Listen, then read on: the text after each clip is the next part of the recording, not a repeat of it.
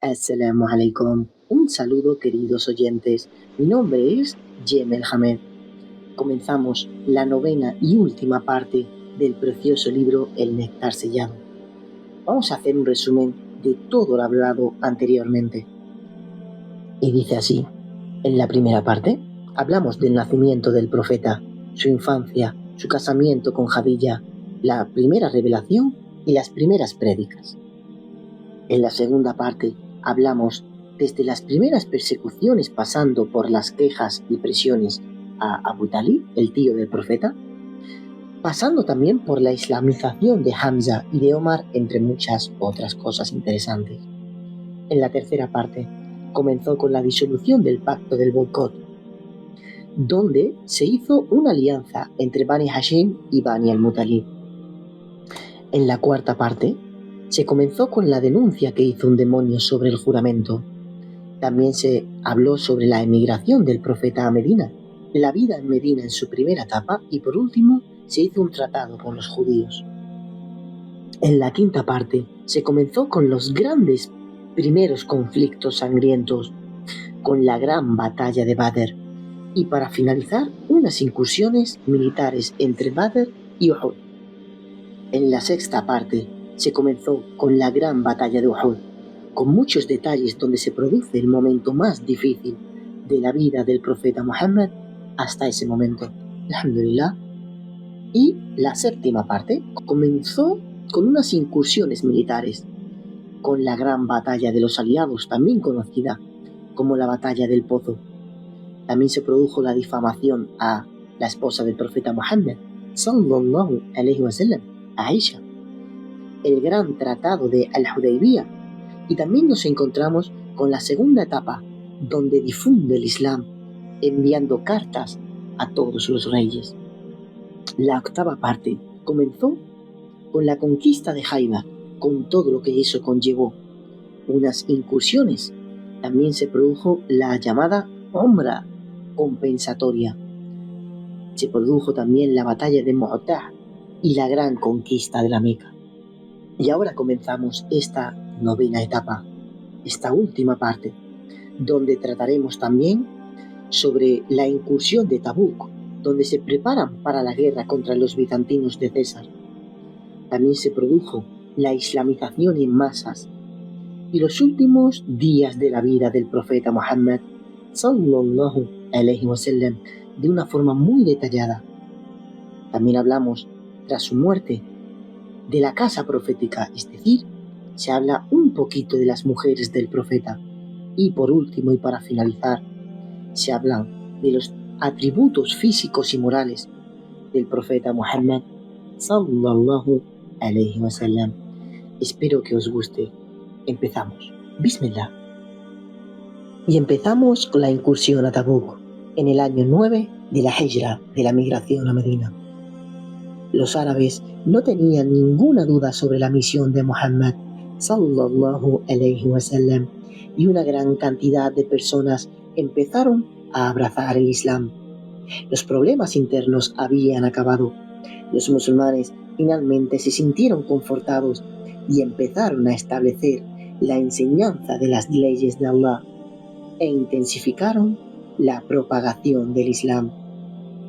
El César, quien no podía ignorar el gran beneficio que la batalla de Mu'tah había traído a los musulmanes, era consciente del creciente peligro que amenazaba sus fronteras.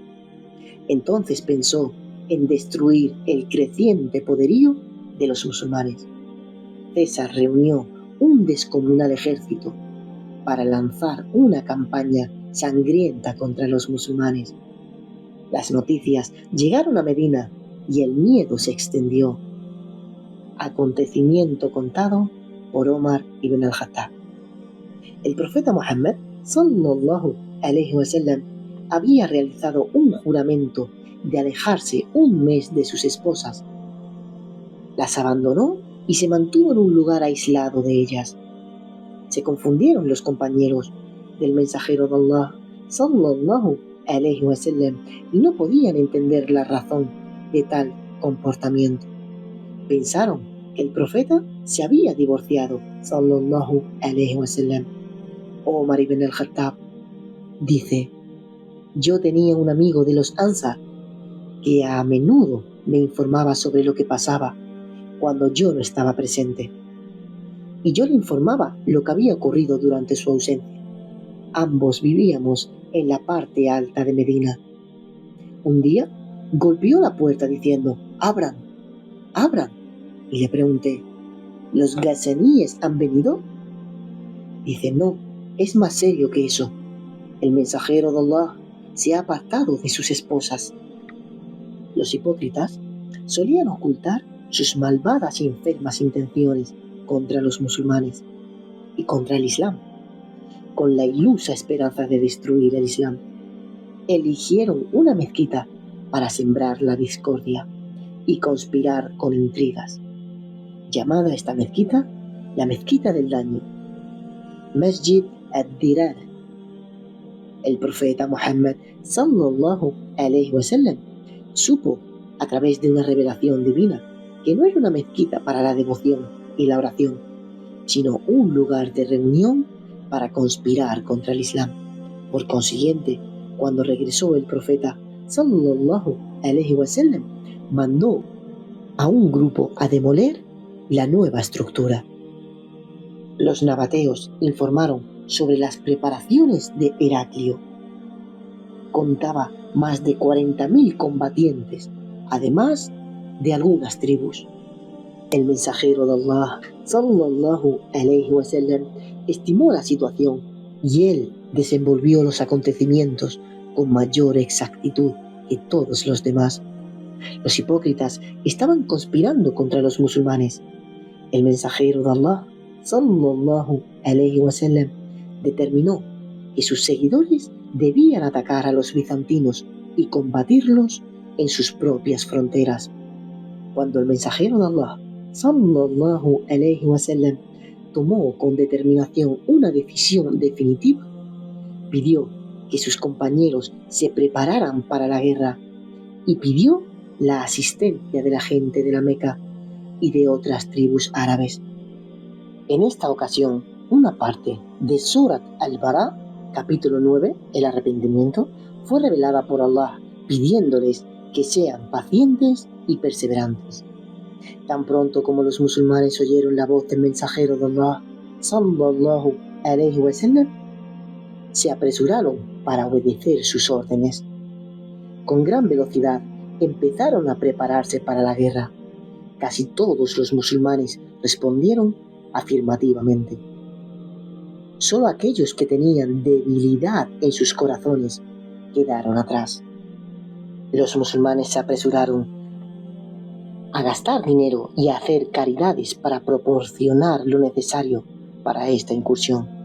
Uthman, por ejemplo, quien ya había proporcionado 200 camellos ensillados para viajar a Siria, los presentó a todos con 200 onzas de oro como caridad. También sacó 1000 dinares y los puso todos en el regazo del mensajero de Allah, sallallahu alayhi wa sallam, quien dijo: a partir de este día nada dañará a Uthman, haga lo que haga. Varias veces dio a Uthman caridad hasta alcanzar la suma de 900 camellos y 100 caballos. Subhanallah. El mensajero de Allah, sallallahu alayhi wa sallam, marchó rumbo al norte hacia Tabuk.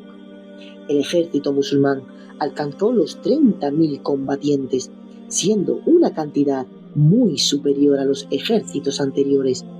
Los musulmanes nunca antes habían marchado con semejante número. Debido a la escasez de agua y las necesidades del ejército, los soldados se quejaron al mensajero de Allah, sallallahu alayhi wa sallam.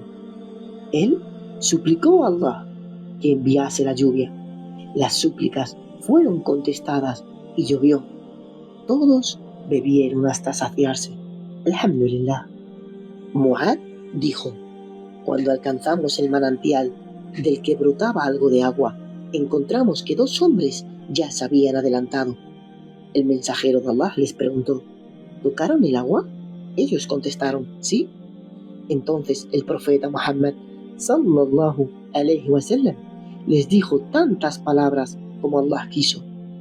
Luego recogió un poco del agua del manantial, lavó su cara y sus manos y derramó el resto en el manantial.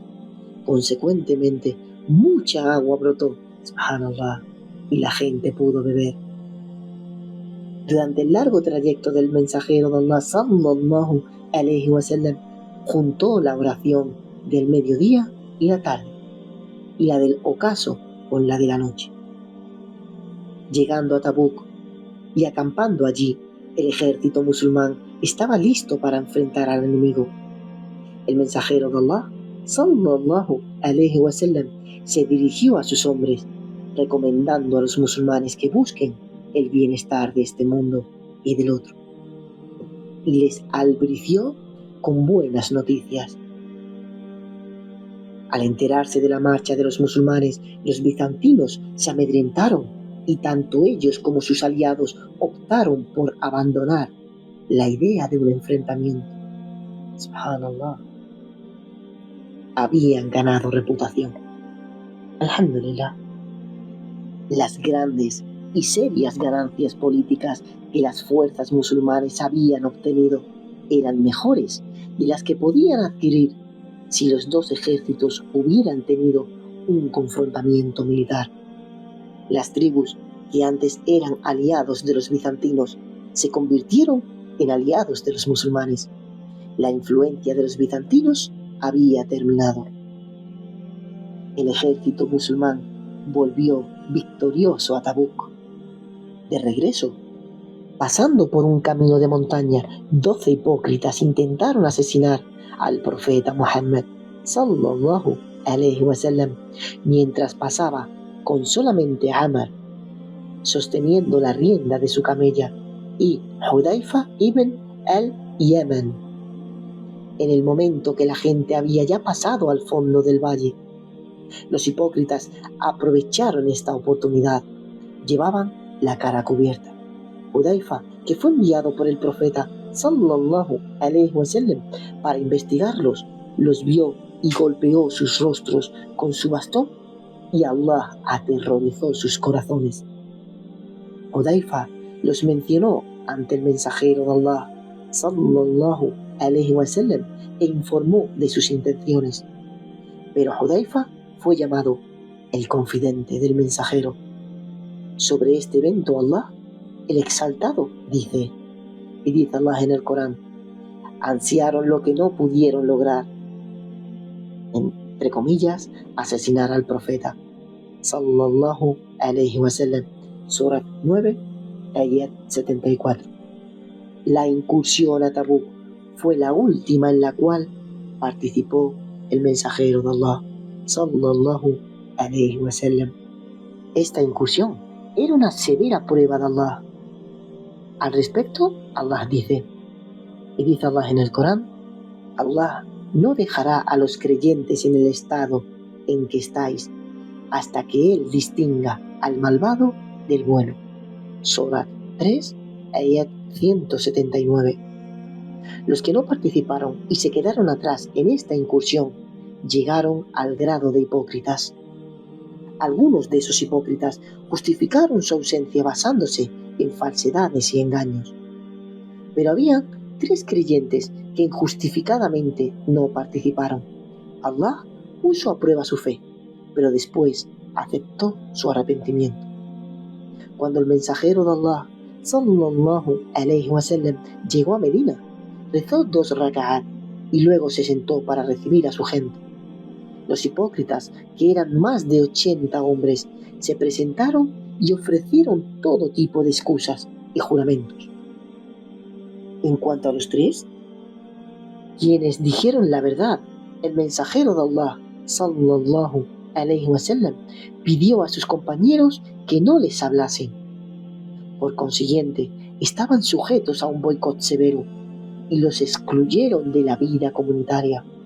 Ellos se sentían como si la tierra entera se hubiera achicado, a pesar de su amplitud, y estaban profundamente angustiados. Los duros momentos que vivieron se extendieron por más de 40 días y se les ordenó incluso abandonar a sus esposas. Después de que pasaron 50 días de boicot, Allah subhanahu wa ta'ala se volvió a ellos y reveló su perdón en el Corán. Y dice Allah en el Corán: y a los tres que se habían quedado atrás, y llegó un momento en el que la tierra se les hizo estrecha, y sus propias almas les parecían estrechas, y pensaron que no había refugio ante Allah, excepto en Él mismo, y Él se volvió sobre ellos para que pudieran retractarse de su error. Verdaderamente Allah es el que se vuelve a favor de sus siervos, el compasivo. Surat 9, ayat 118. Que Allah los haya perdonado fue una gran alegría para los musulmanes y para los tres imputados. La alegría de los tres era inmensa. Era el día más feliz de sus vidas. Las buenas noticias llegaron para deleitar sus corazones. En cuanto a aquellos que no fueron debido a invalidez, enfermedad o cualquier otra excusa seria, Allah, exaltado sea, dijo. Y dice Allah en el Corán: no hay ningún reproche para aquellos que son débiles o enfermos y que no encuentren ningún recurso para gastar, si ellos son sinceros a Allah y a su mensajero. Surah 9, ayat 91.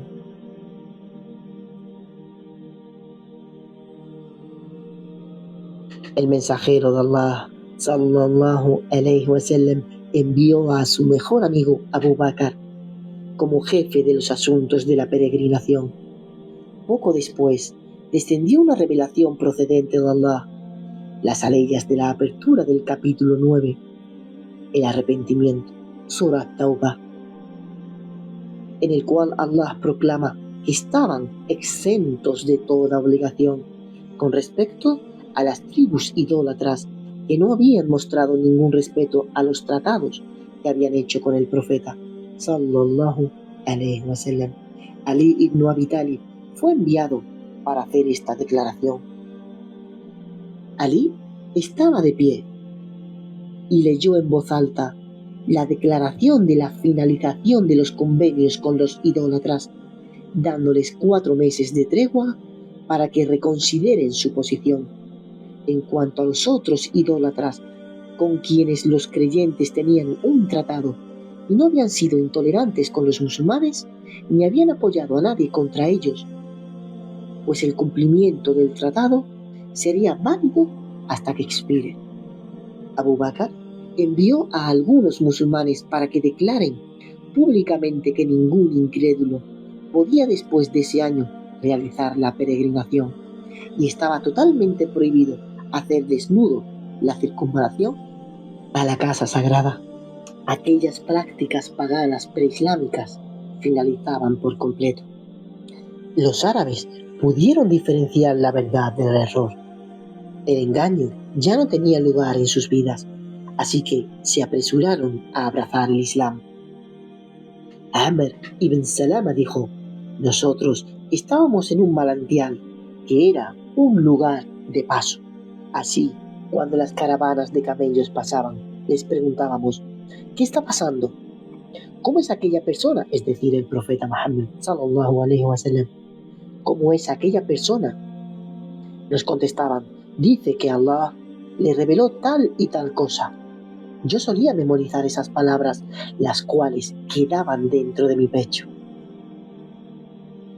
En menos de un año, el número de musulmanes creció a 100.000 peregrinos musulmanes que participaron en la peregrinación de despedida.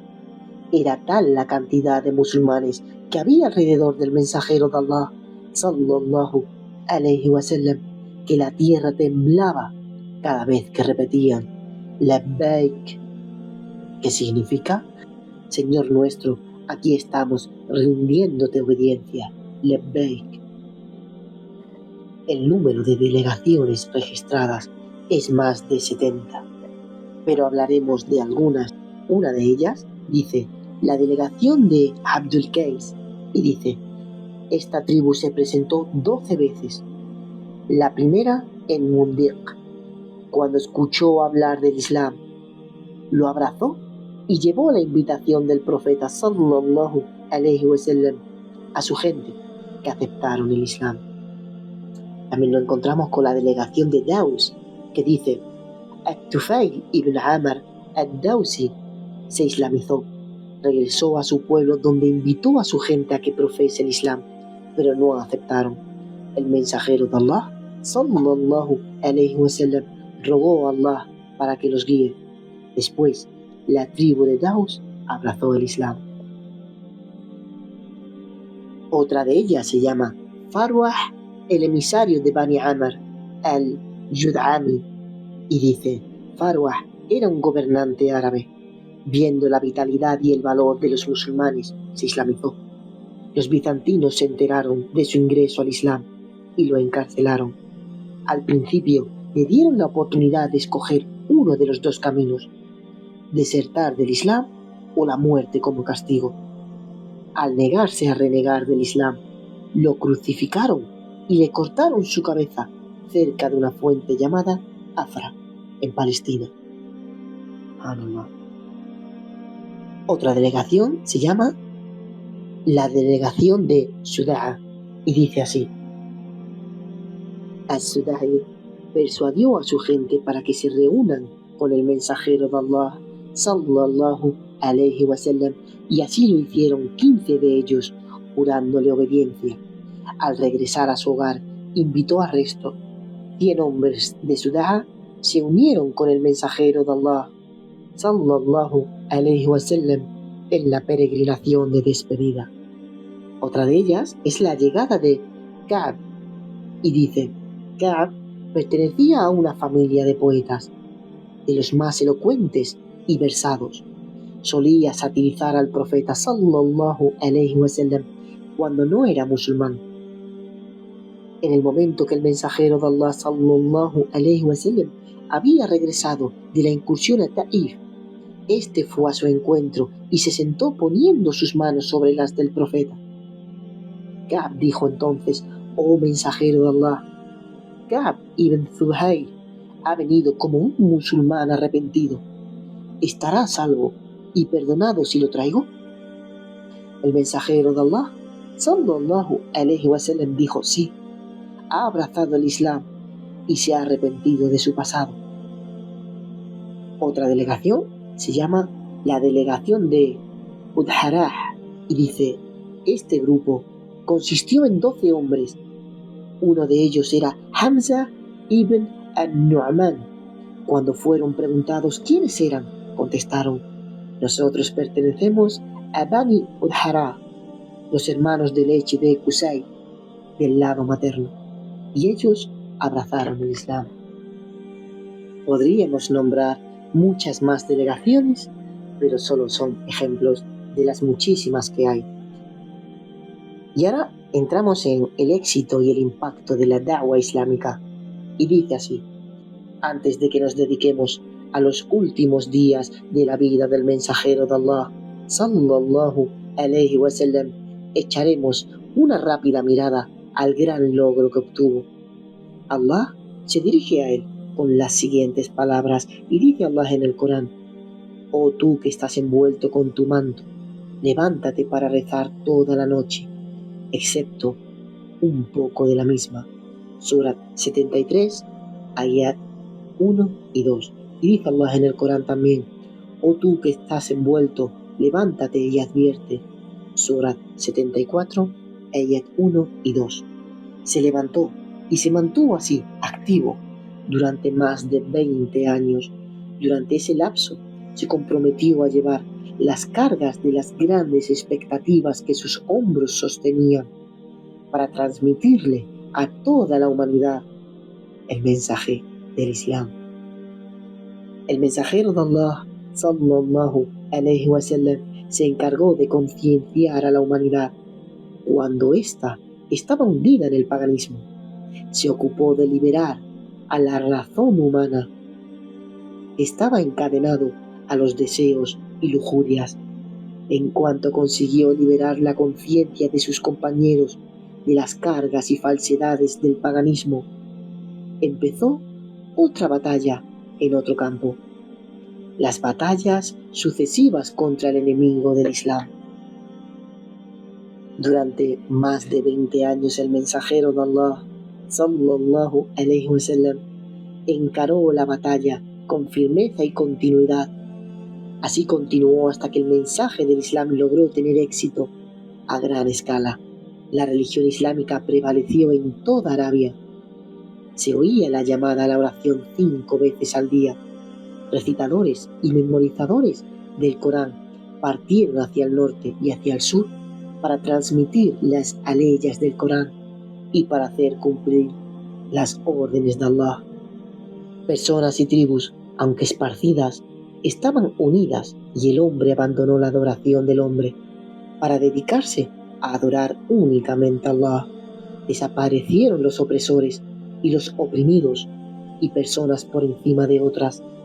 Todas las personas eran siervas de Allah. Eran hermanos que se amaban y obedecían las órdenes de Allah. Gracias a Allah, renunciaron a la arrogancia y al espíritu altanero. El árabe no es superior al no árabe, así como el no árabe tampoco es superior al árabe. El de raza blanca no es superior al de raza negra, excepto con la piedad. Todos los seres humanos son hijos de Adán, y Adán fue creado de la tierra. El Islam había cumplido con su rol en la vida humana. Había preparado un mundo construido sobre sólidos fundamentos, basados en la piedad, libertad, bondad y sinceridad. Ahora comienza el momento más difícil o los momentos más difíciles de la vida del profeta Muhammad. Empieza la peregrinación de la despedida y dice así: después del éxito logrado por el mensaje del Islam, basada en las palabras no hay ninguna divinidad excepto Allah, y basada en la misión de Muhammad sallallahu alayhi wasallam, un secreto y silencioso llamado apareció en el corazón del mensajero de Allah sallallahu alayhi wasallam, diciéndole que su estancia en este mundo estaba a punto de terminar. Esto quedó claro en su charla con Mu'adh y dice: oh Mu'adh, no me verás después de este año. Pasarás por esta misma mezquita e incluso por mi tumba. Al oír esto, Mu'adh lloró. Empleó sus últimos días encontrándose con los miembros de las tribus y sus representantes, y les exigía que den testimonio que había entregado lo que se le confió, que había comunicado el mensaje y que había aconsejado a la gente. El mensajero de Allah sallallahu alayhi wasallam anunció su intención de realizar la peregrinación. Una gran cantidad de personas vinieron a Medina, todos buscando la guía del mensajero de Allah durante la peregrinación, el Hajj. Un día sábado empezó con los preparativos para la salida. Se peinó, perfumó, llevó su vestimenta y ensilló su camello y partió por la tarde. Antes de realizar la oración del mediodía, se bañó para asumir el estado de consagración, ihram, y Aisha lo perfumó en su cuerpo y cabeza con almizcle y proclamó su intención de juntar la peregrinación con la umra en el lugar donde rezó.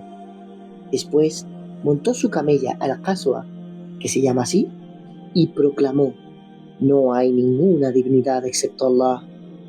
Cuando se internó en el desierto mencionaba y recordaba el nombre de Allah.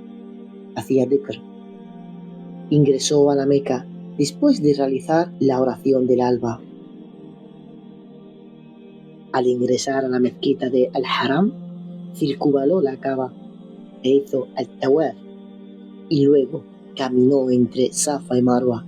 No abandonó las ropas del Ihram, porque él era Qarin, es decir, aquel que tenía la intención de combinar Umrah con la peregrinación.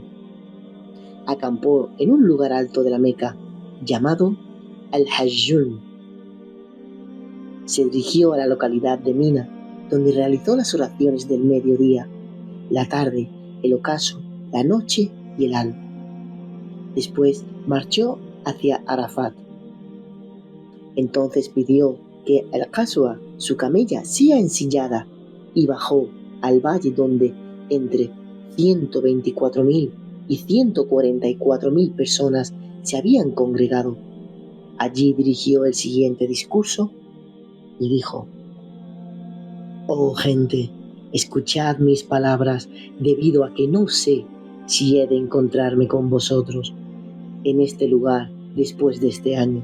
Ciertamente vuestra vida y vuestros bienes son sagrados, como son sagrados este día de hoy y este mes y esta ciudad. Todas las prácticas y asuntos de la época pagana están ahora bajo mis pies, obsoletos. Todo acto de venganza de los días del paganismo debe suprimirse, empezando por la sangre derramada de Ibn Rabi'a, que fue amamantado por la tribu de Sa'ad y que Hudayl mató. La usura de la época del paganismo queda prohibida, empezando por el interés que se le debe a Abbas. Ciertamente está prohibida. Temed a Allah cuando tratéis a vuestras mujeres. Ciertamente las habéis tomado bajo la seguridad de Allah y son lícitas para vosotros por las palabras de Allah. Ellas no deben permitirle a nadie acercarse a vuestro lecho ni entrar en vuestras casas sin vuestro permiso.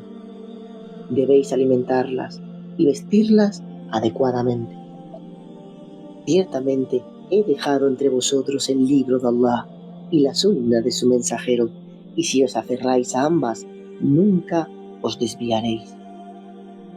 Oh gente, no habrá ningún profeta después de mí, y ninguna nación después de la vuestra, así que os recomiendo adorar a vuestro Señor, rezar las 5 oraciones, ayunar en el mes de Ramadán y dar el zakat de vuestros bienes de buena gana. Os recomiendo hacer la peregrinación y obedecer a aquellos que están encargados de vuestros asuntos. Si hacéis todo esto, entraréis en el paraíso de vuestro Señor. Y si sois preguntados acerca de mí, ¿qué diréis? Contestaron: atestiguaremos que has transmitido y entregado el mensaje y nos has aconsejado. Después levantó su dedo índice hacia el cielo y después lo movió abajo hacia las personas mientras decía: «Oh Allah, sé testigo». Repitió esta frase 3 veces. En ese momento, un versículo del Corán fue revelado y dice Allah en el Corán: «Este día he perfeccionado vuestra religión para vosotros, completé mi favor en vosotros y me complace para vosotros el Islam como vuestra religión». Surat 5, ayat 3. Al oír este versículo, Omar ibn al-Khattab lloró. «¿Qué te hace llorar?», le preguntaron. Su respuesta fue: «Nada le sigue a la perfección, excepto la disminución». Bilal hizo el llamado a la oración después del discurso y luego hizo la segunda llamada en la qiyamah. El profeta Muhammad sallallahu alayhi wa sallam realizó la plegaria, montó su camella al-Qaswa, dirigió su rostro hacia la qibla, permaneció allí hasta el ocaso cuando el cielo se puso amarillento y el disco del sol desapareció. Usama agregó que el profeta Muhammad sallallahu alayhi wa sallam se dirigió a Muzdalifa, donde observó la oración del ocaso y la oración nocturna con un solo llamado y 2 iqama. Montando al-Qaswa, fue hacia una zona llamada al-Mash'ar al-Haram. Se orientó hacia la qibla y comenzó a suplicar diciendo: «Allah es el más grande, no hay ninguna divinidad excepto Allah». Permaneció allí hasta que la mañana aclaró. Después inició su viaje hacia Mina. Caminó hasta al-Jamarat al-Kubra, la Jamarah mayor, donde se detuvo y arrojó 7 guijarros diciendo: «Allah es el más grande», cada vez que arrojaba una. Después se dirigió hacia el lugar del sacrificio, donde sacrificó 63 camellos con sus manos y le pidió a Ali ibn Abi Talib que sacrifique el resto, en total 137. Después el mensajero de Allah sallallahu alayhi wa sallam montó su camella y volvió a la Meca. Les dijo a los hijos de Abdul Muttalib que abastezcan con agua de Zamzam a la gente. Le dieron un recipiente de agua y él bebió hasta quedar satisfecho. 2 días después, el profeta Muhammad sallallahu alayhi wa sallam dio otro discurso. Lo hizo cuando ya había avanzado la mañana, montando sobre una mula gris. Ali ibn Abi Talib repetía sus palabras a aquellas personas que no podían oírlo. Repitió algunas de las declaraciones que había dicho el día anterior y agregó: ciertamente el tiempo ha vuelto a computarse como lo era cuando Allah creó los cielos y la tierra. Un año está compuesto por 12 meses. 4 de ellos son meses sagrados. 3 de los 4 son sucesivos. Ellos son Dhul-Qidda, Dhul-Hijja, Muharram. El 4º mes es Rajab. Y dice el profeta Muhammad sallallahu alayhi wa sallam: retornaréis a vuestro Señor y tendréis que responder por lo que habéis obrado. No retornéis al paganismo matándoos unos a otros. ¿Acaso no he transmitido el mensaje de mi Señor? Contestaron: sí. Dijo: oh Allah, sé testigo, aquel que está presente en este lugar que transmita mis palabras a los que están ausentes. Puede ser que entre los ausentes se encuentre alguien que entienda mejor que aquel que me ha escuchado. El mensajero de Allah, sallallahu alayhi wa sallam, después durmió un tiempo y salió montado hacia la Kaaba. Realizó la circunvalación de despedida, al-Tawaf al-Wada, y le pidió a sus compañeros que hicieran lo mismo. Al finalizar sus rituales, inició su regreso a la ciudad de Medina. Por otro lado, el orgullo del Estado bizantino negó a los musulmanes el derecho a vivir. La arrogancia ordenó matar a aquellos gobernadores de sus provincias que abrazaban el Islam. El mensajero de Allah, sallallahu alayhi wa sallam, empezó a movilizar un gran ejército en Safa y lo hizo bajo la orden de Usama bin Zayd ibn Haritha. Su objetivo era atemorizar a los bizantinos e infundir confianza en los corazones de los árabes que estaban asentados en sus fronteras. El liderazgo de Usama fue criticado porque era demasiado joven, pero el mensajero de Allah, sallallahu alayhi wa sallam, se dirigió a la gente diciendo: si critican su liderazgo, también han criticado el liderazgo de su padre.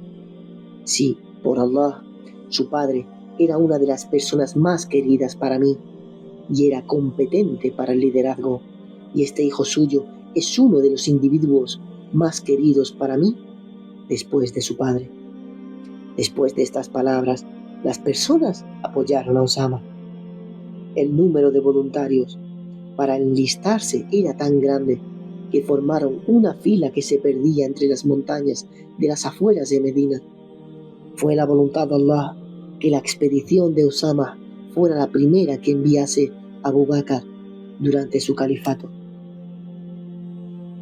Y ahora comienza el viaje hacia Allah. Y dice el mensajero de Allah, sallallahu alayhi wa sallam, empezó a desarrollar ciertos síntomas que indicaban su propia partida de este mundo. Estos podían percibirse a través de sus declaraciones y hechos. En Ramadán del 10º año de la Hijra, realizó un retiro espiritual a la mezquita durante 20 días, en lugar de los 10 que solía hacer en años anteriores. El ángel Jibril repasó el Corán 2 veces con él. Sus palabras en la peregrinación de la despedida: dijo: yo no sé si me encontraré con vosotros en este lugar una vez más después de este año. La revelación del capítulo de la Sura An-Nasr a mediados de los días de At-Tashriq, cuando le fue revelada esta sura, comprendió que estaba cercana a su muerte. El profeta Muhammad sallallahu alayhi wa sallam salió hacia Uhud y observó una oración por los mártires. Parecía que se estaba despidiendo de los muertos. Después ascendió al púlpito y se dirigió a la gente diciendo: yo voy a precederos y he sido un testigo de vosotros. Por Allah, me encontraréis en la fuente muy pronto. La fuente entre comillas. Se me ha otorgado las llaves de los tesoros mundanos. Por Allah, no temo que vosotros os volváis politeístas después de mi muerte, pero temo que la adquisición de las riquezas mundanas os incite a que os matéis unos a otros. Fue al cementerio al-Baqía y le imploró a Allah que perdonara a los mártires del Islam.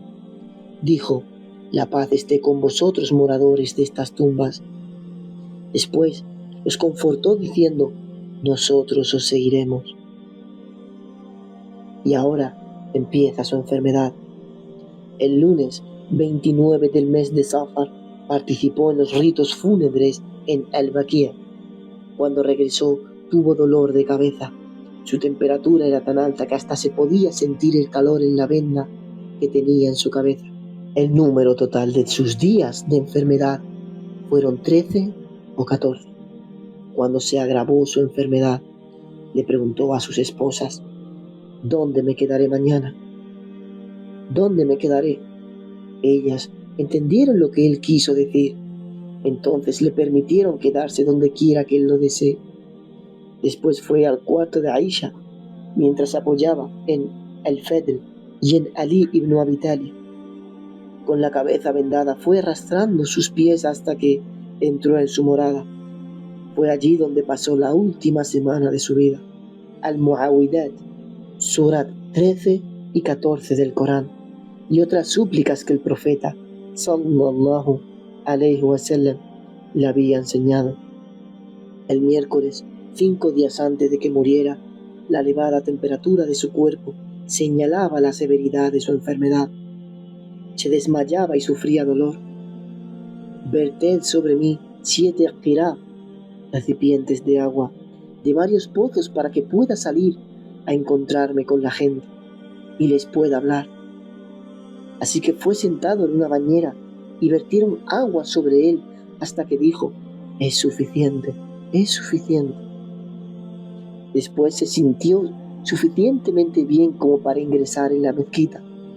Entró vendado, se sentó en el púlpito y dijo a las personas que estaban reunidas alrededor de él: la maldición de Allah recaiga sobre los judíos y los cristianos que han hecho de las tumbas de sus profetas lugares de adoración.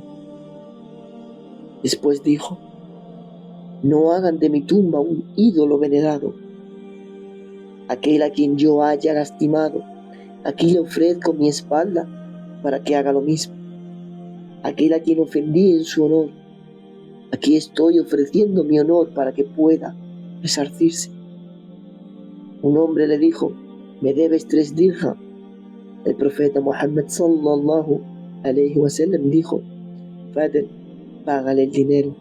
Y continuó diciendo: os aconsejo tratar bien a los Ansar. Ellos son mi familia y me dieron asilo. Han cumplido con la responsabilidad que recayó en ellos y ahora queda el resto de lo que tienen que hacer. Vosotros debéis reconocer y apreciar el valor que nos hicieron y debéis pasar por alto sus errores. Que aquel de vosotros que tenga una posición de responsabilidad y tenga poder debe reconocer y apreciar todos los favores que ellos nos han hecho y deberá pasar por alto sus errores. Y dijo: Allah es el más grandioso. Allah, el más grandioso, ha dado a un siervo suyo la oportunidad de optar entre los deleites de este mundo y lo que le tiene reservado en la otra vida, pero él ha optado esto último. Abu Sa'id al-Khudri dijo, al oír estas palabras: Abu Bakr lloró y dijo: que nuestros padres y nuestras madres sean tu rescate, oh mensajero de Allah. Entonces nos preguntamos por qué Abu Bakr dijo tal cosa. Las personas dijeron: miren a ese anciano, o sea, Abu Bakr. El mensajero de Allah, sallallahu alayhi wa sallam, habla sobre un siervo de Allah que tuvo la opción de elegir entre las delicias de este mundo y lo que Allah le tiene reservado en la otra vida. Pero él dice: que nuestros padres y madres sean tu rescate, oh mensajero de Allah. Después comprendimos a lo que se refería. El mensajero de Allah era el siervo al que se le había permitido escoger. También reconocimos que Abu Bakr era el más sabio de entre nosotros. Entonces el mensajero de Allah, sallallahu alayhi wa sallam, dijo: de la gente, el que más asistió con su compañía y riqueza fue Abu Bakr. Si tuviese que elegir un amigo íntimo después de Allah, daría por Abu Bakr. Es la hermandad del Islam la que nos une. Ninguna puerta de la mezquita deberá mantenerse abierta, excepto la de Abu Bakr. El cuarto día antes de su muerte, mensajero de Allah sallallahu alayhi wa sallam le dijo a la gente: aunque parecía un agudo dolor, venid aquí, os mandaré escribir algo y nunca os desviaréis. Umar ibn al-Khattab dijo: el profeta Muhammad sallallahu alayhi wa sallam está padeciendo mucho dolor y vosotros tenéis el Corán. El libro de Allah es suficiente. Otros quisieron, sin embargo, que escribiera. Cuando el profeta Muhammad sallallahu alayhi wa sallam los escuchó debatir sobre este asunto, les ordenó marcharse y que lo dejen solo. Ese día recomendó 3 cosas. Los judíos, cristianos y politeístas debían ser desterrados de Arabia. Recomendó que las delegaciones deben ser honradas y atendidas del mismo modo que él lo hacía. 3. En cuanto a la tercera, el narrador dijo que se había olvidado lo que le dijo el profeta sallallahu alayhi wa sallam. A pesar de la grave enfermedad y del gran dolor que padecía, el profeta Muhammad sallallahu alayhi wa sallam lideraba los rezos, haciéndolo hasta el día jueves, 4 días antes de su muerte.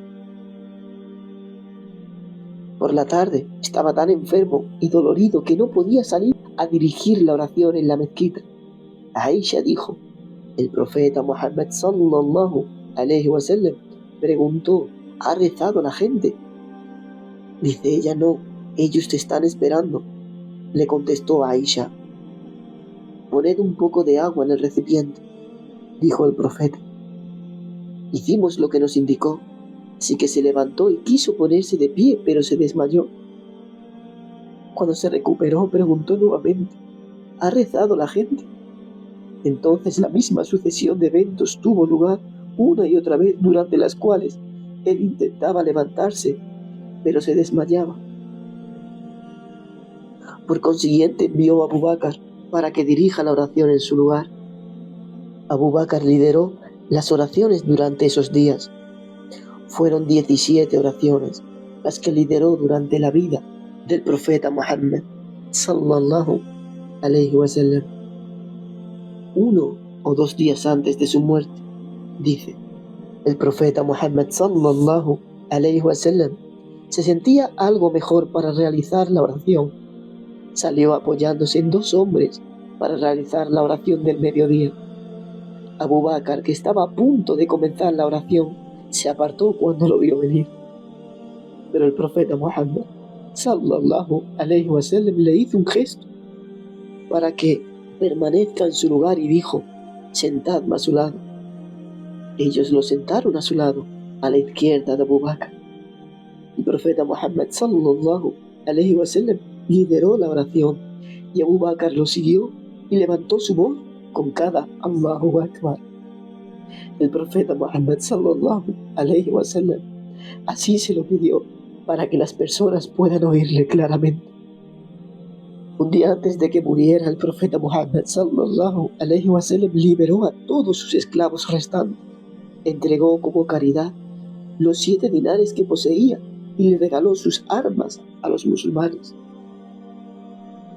Así, cuando se hizo la noche, Aisha tuvo que pedir prestado un poco de aceite a su vecino para encender su lámpara. el último día de su vida terrenal, y dice: Anas ibn Malik narró: mientras los musulmanes estaban realizando la oración del alba al lunes, liderados por Abu Bakr, fueron sorprendidos al ver al mensajero de Allah corriendo la cortina del cuarto de Aisha. El profeta Muhammad sallallahu alayhi wa sallam los miraba mientras estaba orando alineados correctamente y sonrió alegremente. Viéndolo, Abu Bakr se retiró para unirse a las filas y para permitirle que él dirija la oración, porque pensó que el profeta sallallahu alayhi wa sallam quería salir y rezar. Anas dijo: los musulmanes que estaban orando estaban tan encantados que casi interrumpen la oración. El mensajero de Allah sallallahu alayhi wa sallam les hizo un gesto para que continúen su oración y cerró la cortina. El mensajero de Allah sallallahu alayhi wa sallam no vivió para la próxima oración. Cuando era de día, el profeta sallallahu alayhi wa sallam llamó a Fátima y le dijo algo en secreto que la hizo llorar. Después le susurró algo que la hizo reír. Aisha le preguntó después de la muerte del profeta sallallahu alayhi wa sallam acerca de ese llanto y de su posterior sonrisa. Fátima contestó: la primera vez que me dijo que no se recuperaría de su enfermedad y lloré. Después me dijo que yo sería la primera de su familia en seguirlo, y esto hizo que me alegrara. También le dijo a Aisha, le advirtió también a Fátima, le dijo también a Fátima que sería la señora de las mujeres del paraíso. Fátima presenció el gran dolor que afligió a su padre y dijo: qué gran dolor que mi padre está soportando. El profeta Muhammad sallallahu alayhi wa sallam dijo: tu padre dejará de sufrir después de este día. Pidió que le traigan a sus nietos Hassan y Hussein. Los besó y recomendó que se ocupen de ellos. Pidió ver a sus esposas. Se presentaron y les dijo que recordaran a Allah. El dolor creció tanto que las secuelas del veneno de Jaibar se manifestaron. Era tan grande el dolor que le dijo a Aisha: todavía siento el efecto doloroso de esa comida que saboreé en Jaibar. Siento que la muerte está acercándose. Le ordenó a la gente que no abandonen la oración y que sean considerados con sus dependientes. Esto lo repitió varias veces. Cuando la agonía de la muerte comenzó, Aisha lo puso sobre su regazo. Solía decir: uno de los favores de Allah para conmigo fue que el mensajero de Allah sallallahu alayhi wa sallam murió en mi casa mientras que yo estaba viva. Murió entre mi pecho y mi cuello mientras estaba apoyándose en mí. Allah ha mezclado su saliva con la mía, debido a que Abdurrahman, el hijo de Abu Bakr, le trajo un siwak mientras el mensajero de Allah sallallahu alayhi wa sallam estaba apoyado sobre mí. Noté que estaba mirando el siwak y le pregunté si lo quería, y me contestó afirmativamente. Entonces, como estaba muy duro, le dije si quería que lo suavice y aceptó. Después lo ablandé masticándolo y él se lo pasó por sus dientes. Había un recipiente de agua disponible. Puso su mano en él y limpió su cara y dijo: no hay ninguna divinidad excepto Allah. La muerte es la agonía. Cuando terminó su cepillo con el siwak, levantó su mano o su dedo, miró hacia el techo y movió sus labios. Aisha lo escuchó que él decía: con aquellos a quienes has agraciado, los profetas y los veraces, los mártires y los que hacen el bien. Oh Allah, perdóname y ten misericordia de mí y úneme al compañero elevado. Después, con breves intervalos, profirió estas palabras y dice: hacia el compañero más elevado.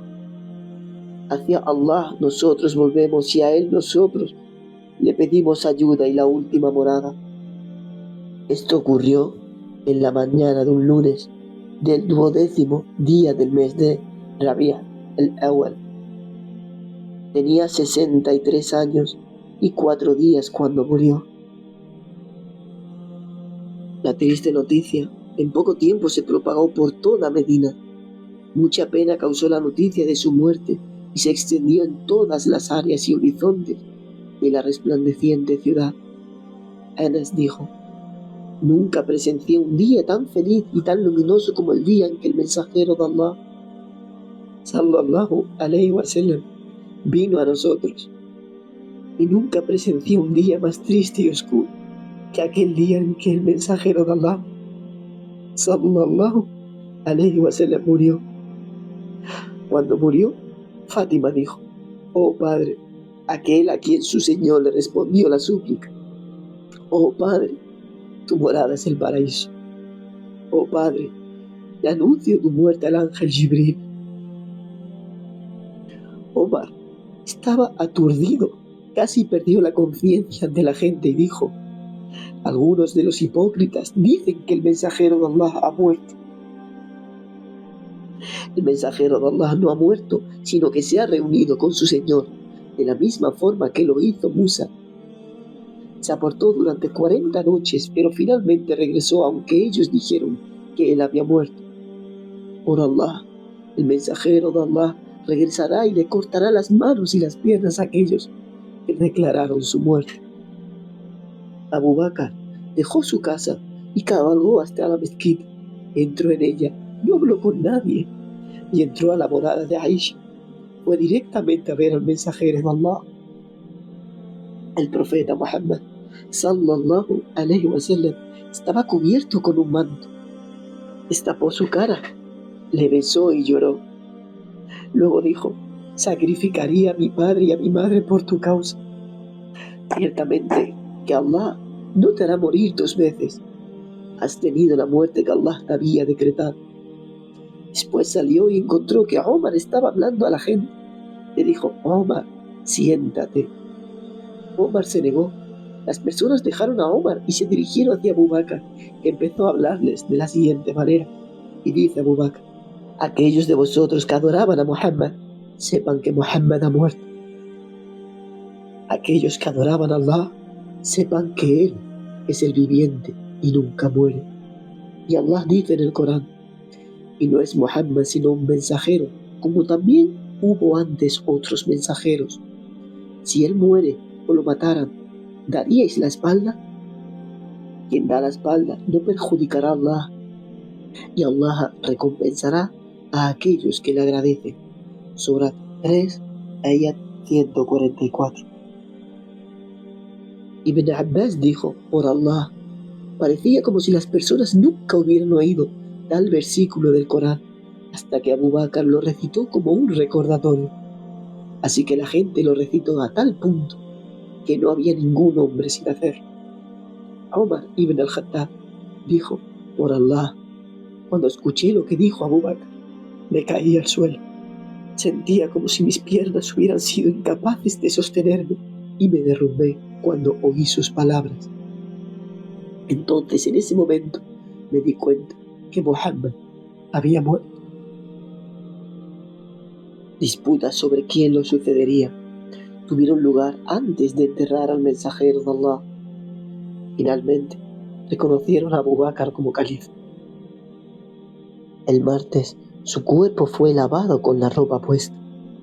Ellos lo amortajaron en 3 trozos de tela de algodón blanco. Discreparon sobre el lugar donde debía ser enterrado. Entonces Abu Bakr dijo: escuché al mensajero de Allah, sallallahu alayhi wa sallam, decir que los profetas son enterrados en el mismo lugar donde mueren. Después Abu Talha alzó la cama en la cual murió y excavó debajo para enterrarlo allí. Las personas entraban de a 10 en el cuarto donde murió para verlo por última vez. Después realizaron la oración fúnebre para el profeta, sallallahu alayhi wa sallam. Y este es el final de la vida de la mejor persona que ha pisado este mundo. Alhamdulillah. Y quiera Allah, estemos junto a Él en el paraíso más elevado, inshaAllah. Amén. Y ahora hablaremos de la casa profética. Y se hablará de las mujeres del profeta y de algunos detalles de ellas. Y dice: primero se encuentra Aisha bint Huwaylid en la Meca antes de la Hijra.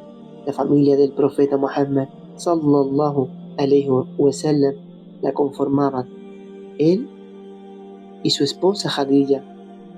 Él tenía 25 años y ella tenía 40 años cuando se casaron. Fue su primera esposa, fue su única esposa hasta que ella murió. Tuvo hijos e hijas con ella. Ninguno de sus hijos varones vivió mucho tiempo. Todos se murieron. Sus hijas fueron Zainab, Ruqayya, Kulthum y Fatima. Ruqayya y Kulthum se casaron con Uthman ibn Affan consecuentemente, es decir, se casó con una y luego que murió y después de que muriera se casó con la otra. Fátima se casó con Ali ibn Abi Talib en el periodo entre Badr y la batalla de Uhud. Los hijos que tuvieron Fátima y Ali ibn Abi Talib fueron Hassan, Hussein, Zainab y Kulthum. Es sabido que el profeta Muhammad sallallahu alayhi wa sallam fue autorizado a tener más de 4 esposas debido a distintas razones particulares. Tuvo 13 esposas. 9 de ellas vivían tras su muerte. 2 murieron durante su vida: Khadija y la madre de los pobres, Zainab bint Huzaima, además de otras 2 con las que no llegó a consumar el matrimonio. Otra de sus mujeres, Saudah bint Zam'a, se casó con ella después de la muerte de Khadija. Ella, antes de su casamiento con el profeta Muhammad sallallahu alayhi wa sallam, estaba casada con su primo paterno llamado Asqaran bin Amr. Luego nos encontramos con Aisha bint Abu Bakr. Ella fue la única mujer virgen con la cual se casó. Fue la mujer más sabia en la jurisprudencia islámica. Después nos encontramos con Hafsa bint Omar ibn al-Khattab. Había quedado viuda. Su marido anterior era Hunais. El mensajero de Allah sallallahu alayhi wa sallam se casó con ella. Después nos encontramos con Zainab bint Huzaima. Fue apodada al-Masakin debido a su bondad y generosidad con los pobres. Al-Masakin significa la madre de los pobres. El mensajero de Allah sallallahu alayhi wa sallam se casó con ella, pero ella murió 2 o 3 meses después de su matrimonio. La siguiente es Salama, Hind bint Abi Umayya. Mensajero de Allah sallallahu alayhi wa sallam se casó con ella. Nos encontramos después con Zainab bint Jahsh. Era prima del mensajero de Allah sallallahu alayhi wa sallam. Ella se casó con Zayd ibn Haritha, quien era entonces considerado hijo adoptivo del profeta. Sin embargo, al tiempo se divorciaron. El mensajero de Allah sallallahu alayhi wa sallam reveló algunas ayat del Corán al respecto y dice: así, cuando Zayd había logrado su deseo, es decir, divorciarse, nosotros te la dimos en matrimonio. Surat 33, ayat 37. Después nos encontramos con Juwayriyah bint al-Harith. El mensajero de Allah también se casó con ella. Nos encontramos también con Habiba. Su nombre era Ramlah. Ella se aferró al Islam con determinación y se negó a apostatar. Sin embargo, Ubaydullah murió allí en Abisinia, Etiopía. El mensajero de Allah sallallahu alayhi wa sallam envió a Amr bint Umayya con una carta al rey Negus pidiéndole la mano de Habiba. Negus la envió al profeta Muhammad sallallahu alayhi wa sallam. Nos encontramos también con Safía bint Huwayya. Era judía. El mensajero de Allah se casó con ella después de la conquista de Khaybar, después de su islamización. Nos encontramos con Maimuna bin al-Harith, que también se casó con ella. Esas fueron las 11 mujeres con las que el profeta Muhammad sallallahu alayhi wa sallam contrajo matrimonio.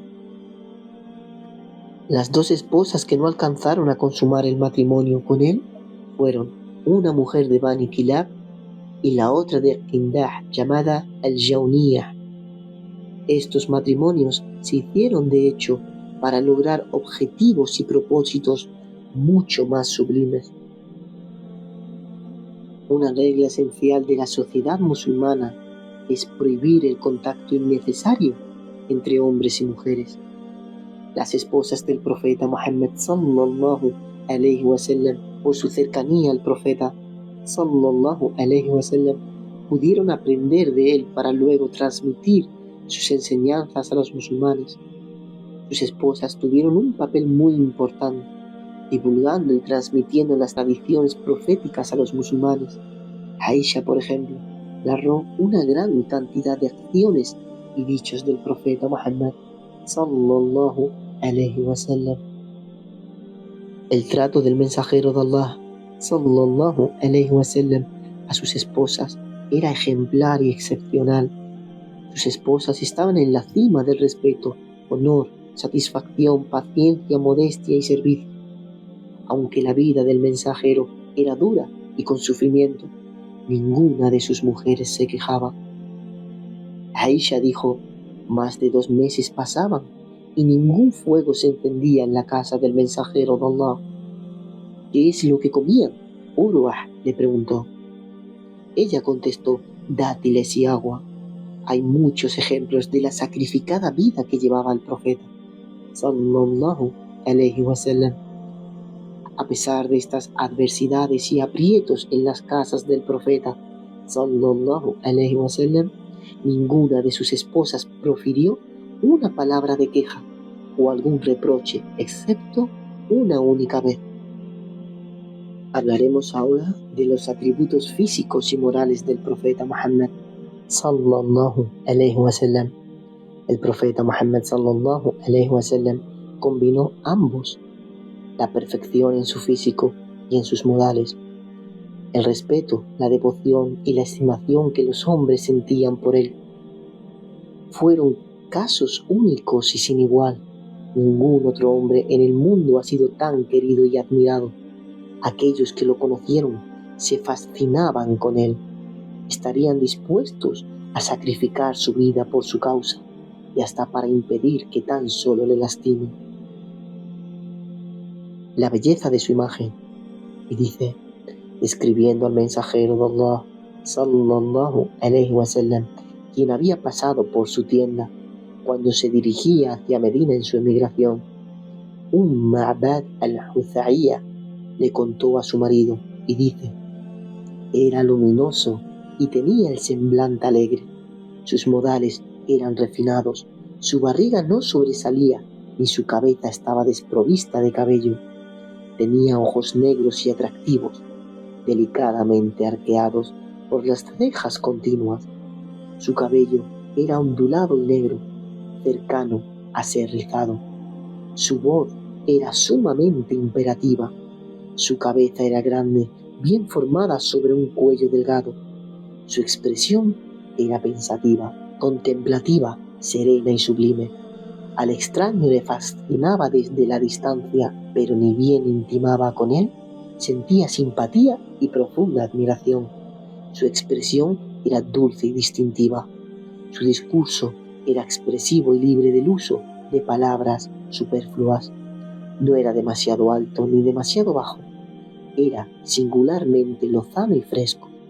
Siempre estaba rodeado por sus compañeros. Siempre que él profiriera algo, los oyentes lo oirían con la atención extasiada.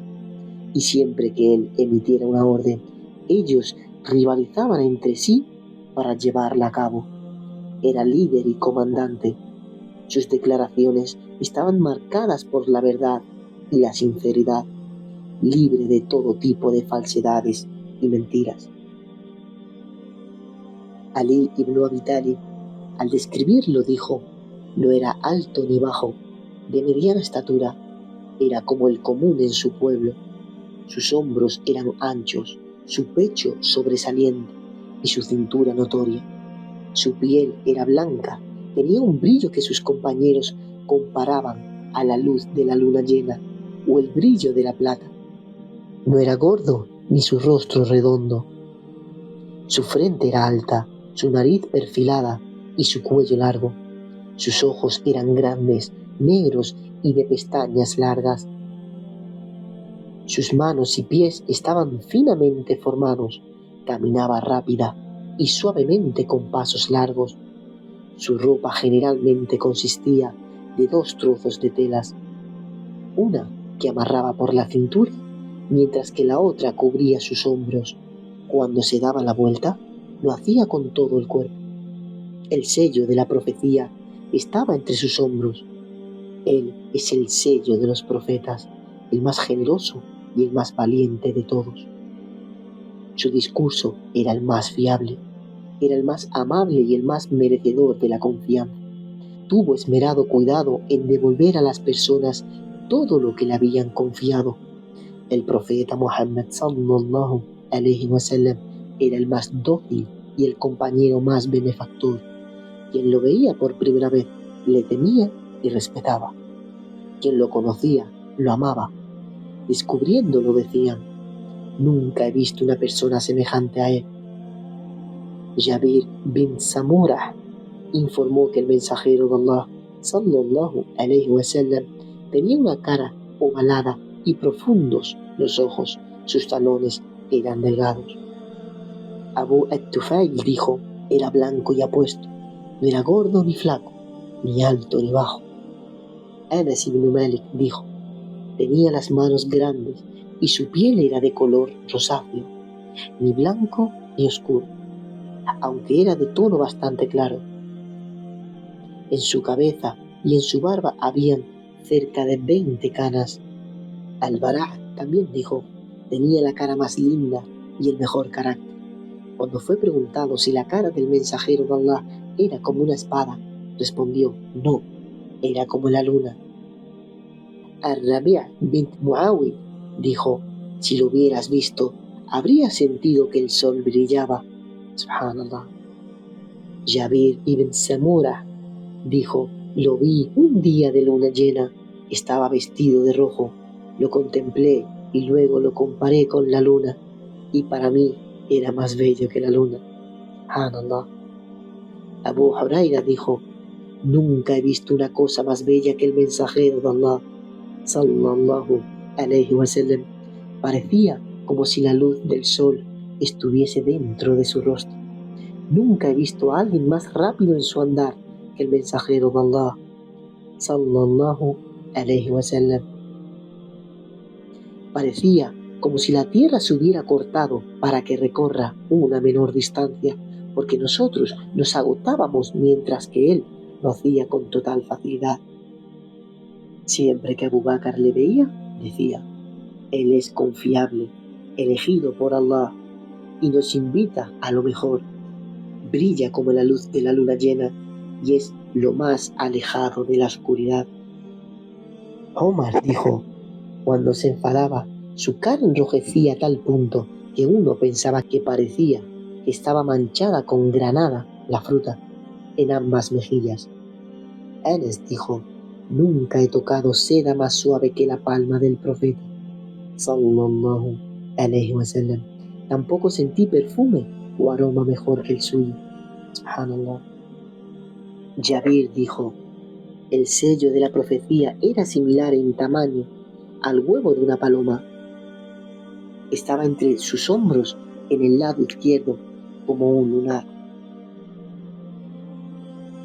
Ahora hablamos de la perfección de su alma y su nobleza, y dice: el profeta Muhammad sallallahu alaihi wasallam se destacaba por su elocuencia extraordinaria y su fluido árabe. Era preciso, veraz y sincero con sus palabras. Habló con sus huéspedes utilizando sus propios acentos y dialectos. Dominaba con elocuencia el dialecto de los beduinos. y por encima de todo estaba la ayuda de Allah. Aisha dijo: el mensajero de Allah, sallallahu alayhi wa sallam, siempre que tenía la oportunidad de escoger entre dos asuntos, optaba por el más sencillo y el más conveniente. Nunca se ha vengado por una causa personal, pero cuando la santidad de Allah se violaba lo hacía. Eso lo hacía por Allah, subhanahu wa ta'ala. Era el último en enfadarse. Sus regalos y caridades demostraban que era una persona que no le temía la pobreza. Ibn Abbas dijo: el profeta Muhammad sallallahu alayhi wa sallam era el más generoso y solía ser más generoso aún en Ramadán. Jabir dijo: cuando al profeta Muhammad sallallahu alayhi wa sallam le solicitaban algo, nunca se negaba a darlo. Su valor y su coraje eran indiscutidos. Era el más valiente. Más de una vez, los guerreros más valerosos huyeron dejándolo solo, pero él se quedaba calmado y sin darle la espalda al enemigo. El enemigo no le intimidaba. Era el más modesto y el primero en recatar la mirada. Cuando le gustaba una cosa, lo notábamos por su rostro. No miraba a nadie fijamente a los ojos, siempre miraba hacia abajo. Era de agrado para todos. El profeta Muhammad sallallahu alayhi wa sallam era el más justo y el más honesto. Los que trataban con él, hasta sus enemigos, reconocían sus nobles cualidades. Incluso antes de la profecía, le apodaban el Amin, el digno de confianza. Ali ibn Abi Talib narró que Abu Jahl le dijo al mensajero de Allah sallallahu alayhi wa sallam: nosotros no te acusamos de ser un mentiroso, pero no creemos en lo que has traído en su libro, en el libro de Allah. Aun cuando Heraclio le preguntó a Abu Sufyan: ¿acaso lo han encontrado mintiendo antes de que se declare profeta? Abu Sufyan contestó: no. Era modesto y era lo más alejado de la arrogancia y el orgullo. Prohibió a la gente que se pusieran de pie en su presencia, como otras personas lo hacen ante sus reyes. Visitar a los pobres, los necesitados y ayudarles era uno de sus hábitos. Siempre se sentaba entre sus amigos como si fuera una persona común. Aisha dijo que él reparaba sus zapatos, remendaba su ropa y colaboraba en los quehaceres domésticos. Una de sus prioridades era establecer buenas y sólidas relaciones con sus parientes y familiares. No maldecía, no intercambiaba insultos, no se sentía superior a los demás. Aquel que lo servía también era servido por él.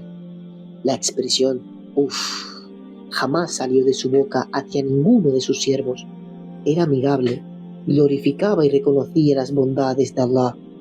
Si no le gustaba una comida, no la criticaba. No hablaba a no ser que sea algo relevante. Aquellos que honraban a su gente eran considerados y respetados por él. Era moderado en todos sus asuntos. No aceptaba privilegios. Aquellos que se sentaban cerca de él eran los mejores entre su gente. El recuerdo de Allah siempre estaba presente en él en todas las circunstancias. Cuando se sentaba o se paraba, no tenía un cierto lugar designado para sentarse. Cualquiera podía interrumpirlo para consultarle sobre algún asunto. Nunca le negó un consejo a nadie. Su magnanimidad y su tolerancia alcanzaba a toda su gente, pareciendo el padre de todos ellos. Para él eran todos iguales. Nadie superaba a otros, excepto por su temor a Allah, siendo para él el favorecido el que más le temía a Allah. En sus asambleas no se levantaban las voces, estimaba a los ancianos y mostraba compasión por los menores. Ayudaba al necesitado y hospedaba a los extraños. El mensajero de Allah, sallallahu alayhi wa sallam, siempre era alegre, agradable e indulgente. Nunca fue rudo o áspero, ni escandaloso o indecente. No había reproches. Pasó por alto lo que le desagradaba. Cuando hablaba a sus oyentes, le escuchaban atentamente, bajando sus cabezas. Era paciente con la rudeza de un extraño cuando le hablaba. En conclusión, el profeta Muhammad sallallahu alayhi wa sallam poseía los atributos humanos más perfectos. Esto no nos debe sorprender debido a que fue educado e instruido por Allah. El profeta Muhammad sallallahu alayhi wa sallam fue elogiado por Allah. Y dice Allah en el Corán: y tienes, oh Muhammad, un carácter magnánimo. Surat 68, ayat 4. Estos eran los atributos y cualidades que el profeta Muhammad sallallahu alayhi wa sallam tenía y que hicieron que los corazones de las personas cercanas a él se aproximen más a él y lo amen. Oh Allah, exalta a Muhammad sallallahu alayhi wa sallam y a su familia, como has exaltado a Ibrahim y a la familia de Ibrahim. Tú eres digno de toda alabanza y glorificación. Oh Allah, bendice a Muhammad y a la familia de Muhammad sallallahu alayhi wa sallam, como has bendecido a Ibrahim y a la familia de Ibrahim alayhi salam. Tú eres digno de toda alabanza y glorificación. Y con esto acabamos este increíble libro. Con esto acabamos la biografía del profeta Muhammad sallallahu alayhi wa sallam, que ha llenado mi corazón y espero que haya llenado el vuestro también, insha'Allah. Que Allah nos una a él en el día del juicio final y nos una a él sallallahu alayhi wa sallam en el paraíso más elevado, insha'Allah. Pido perdón por los fallos que he podido tener. Le pido a Allah que nos recompense a todos por dedicarle un poquito de este tiempo a redactarlo, a leerlo o a escucharlo. Assalamu alaikum wa rahmatullahi wa barakatuh.